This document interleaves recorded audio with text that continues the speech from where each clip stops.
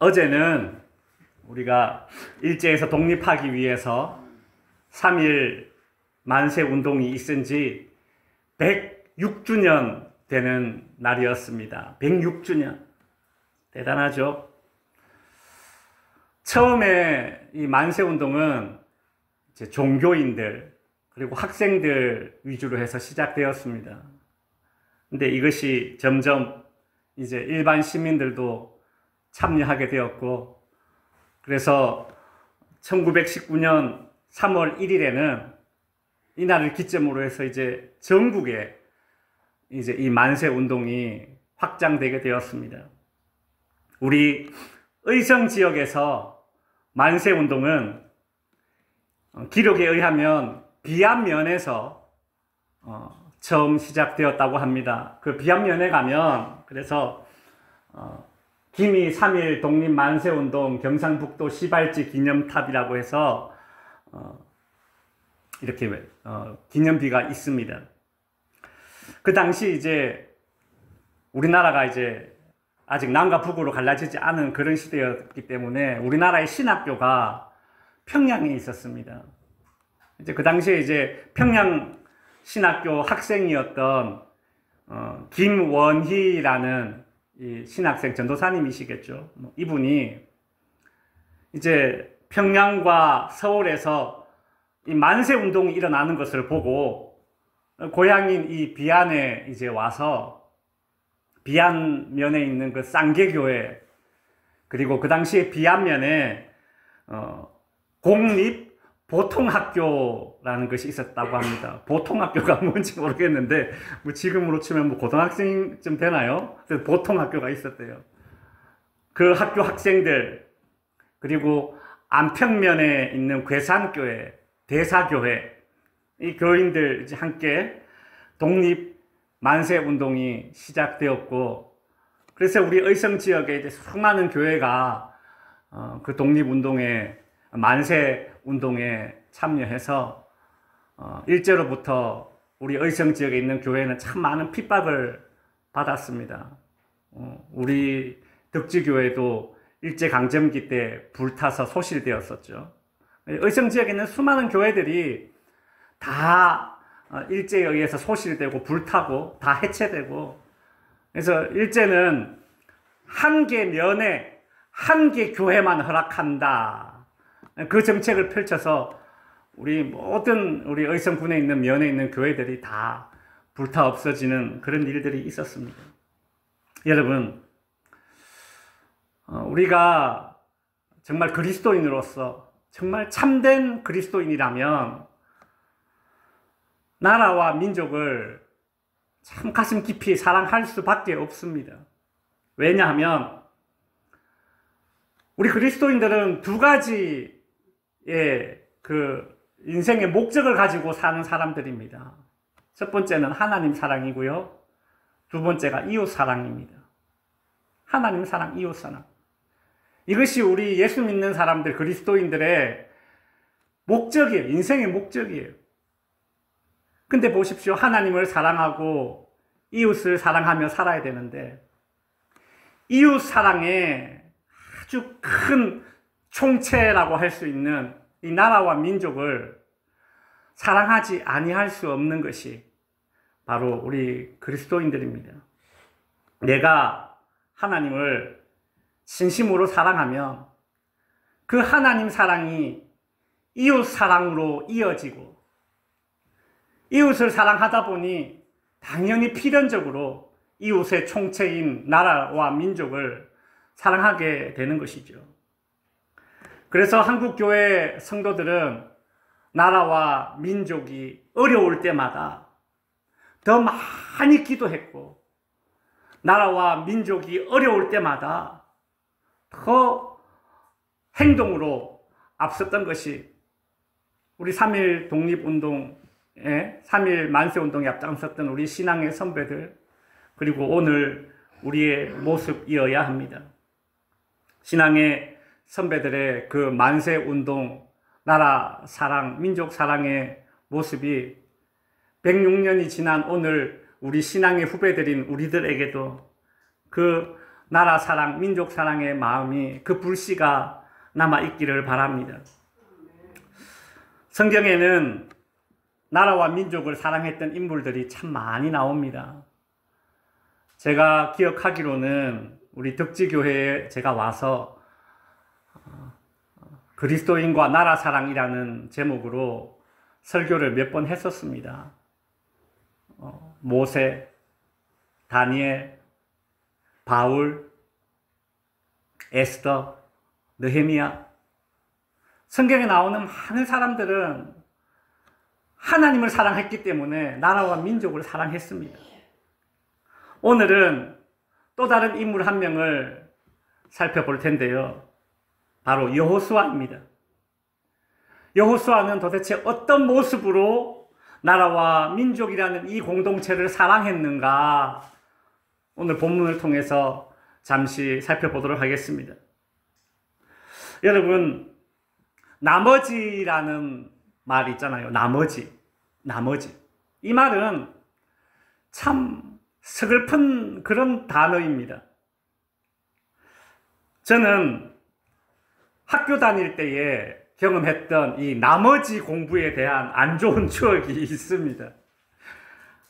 초등학교 제가 2학년 때로 기억하는데 그 선생님이 내일까지 구구단을 외워와라 이렇게 말씀을 하셨어요.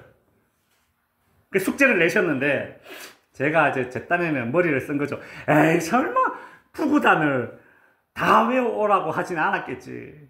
그래서 한 5단, 6단, 요 정도 대충 외우고, 그렇게 이제 학교를 갔습니다.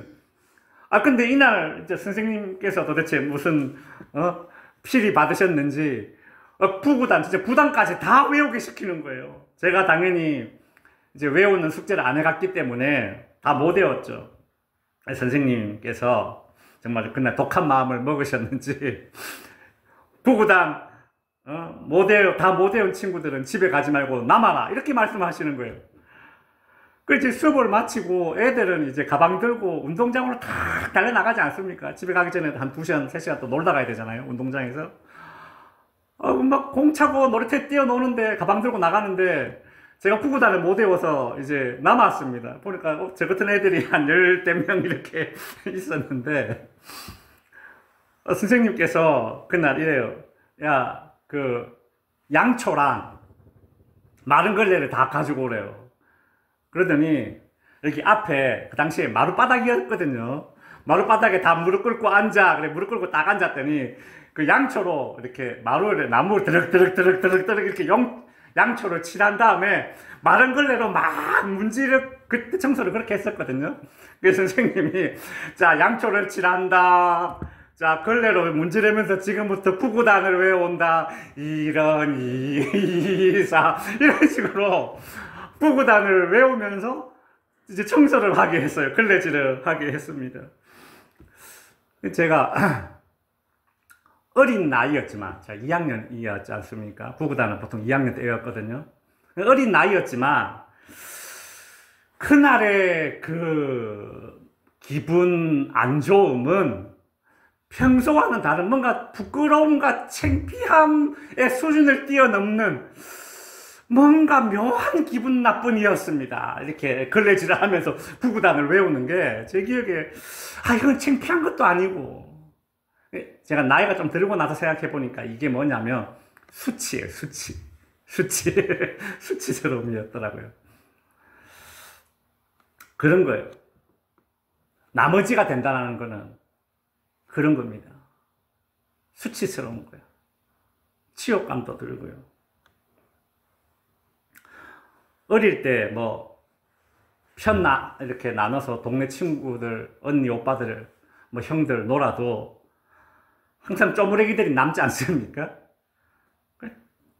대충 마지막에 남는 쪼무레기들은 대충 형이나 누나들이 대충 너 그냥 저쪽 편에 우리 편에 이렇게 데리고 가. 이걸 깍두기라 그러거든. 깍두기. 그러면 아무리 내가 노는 걸 좋아하는 아이라 할지라도 깍두기는 사실 기분 나빠요. 이게 나머지이기 때문에 그래요. 그래서 유쾌하지 않습니다. 내가 주류에 속하지 못하고 비주류에 남아있다라는 그 마음이, 그 생각이 우리를 씁쓸하게 하죠. 오늘 제가 본문을 이렇게 묵상하면서 여호수아가 이스라엘 백성들에게 약간 그런 취급을 받는 게 아닌가, 이런 상상을 제가 해보았습니다. 여러분, 여호수아는 이스라엘 백성들을 이끌고 가나안 땅을 정복했던 이스라엘의 지도자였습니다. 그렇게 이스라엘 땅을 정복하고 나서, 가나안 땅을 정복하고 나서 이제 이스라엘 12지파가 있었는데 그 지파별로 땅을 이렇게 분배를 했습니다. 여러분, 경험이 있으신지 모르겠는데 땅을 분배하는 과정은 매우 어렵습니다. 땅을 정복할 때는 적이 내 외부에 있어요. 근데 정복한 땅을 이제 분배를 해 나눠야 돼요. 그러면 서로 좋은 땅 가져야 돼. 서로 많은 땅 가져야 돼.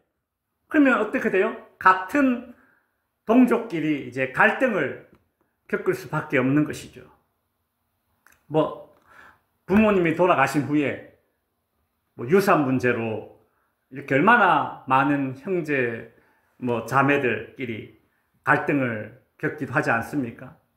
이스라엘 백성들도 안 그랬겠어요? 그죠? 땅을 분배하는데 말이죠.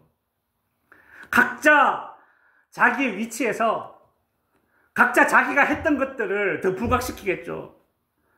내가 더 많이 받을 자격이 있다고, 우리 지파가 더 넓은 땅을 받을 자격이 있다고 서로 막 그렇게 아우성거리지 않았겠습니까? 야, 내가 아버지 살아계실 때 이렇게 했잖아. 내가 어머니 이렇게 모셨잖아. 이런 얘기하면서 더 많은 지분을 요구하듯이 이스라엘 지파, 12지파가 막 서로 안 그랬겠습니까? 오늘 본문에 이제 그런 장면이에요. 근데 그 가나안 땅을 정복했던 1등 공신, 누굽니까?